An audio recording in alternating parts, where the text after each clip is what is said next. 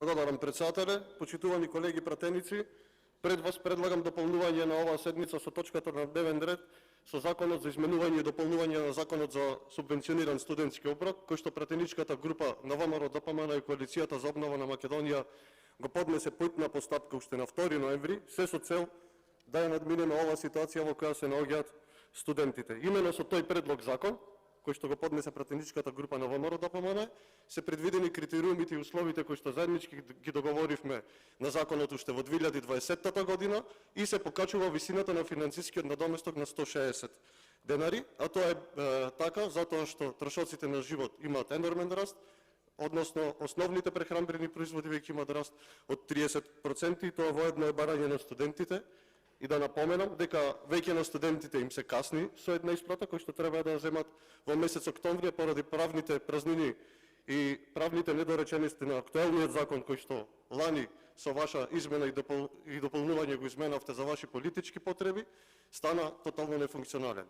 Се со цел, апелирам до сите вас, доколку навистина се грижите за студентите, да го поддржите решението на ВМРО ДПМН и пратеничката група, да им излеземе во пресред на студентите и оваа сага конечно да се надмине. Имено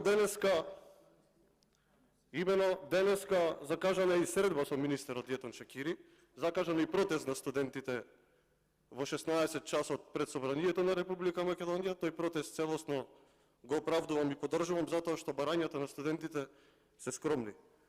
Едно од барањата беше повлекување на актуелниот закон кој што пратеничката група на СДСМ и ЛДП го поднесе во петокот.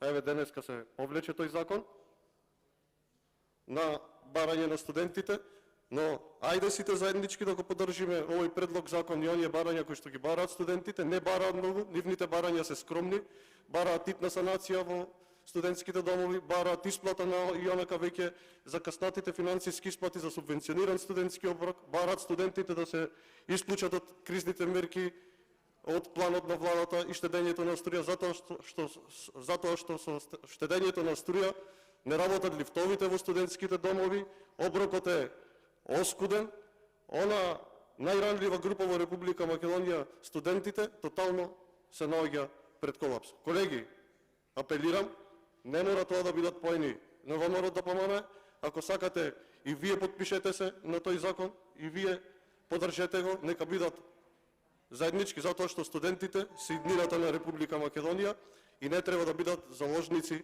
на теснопартиските политики. Благодарам. Фалемдарите. Ви благодарам и вам.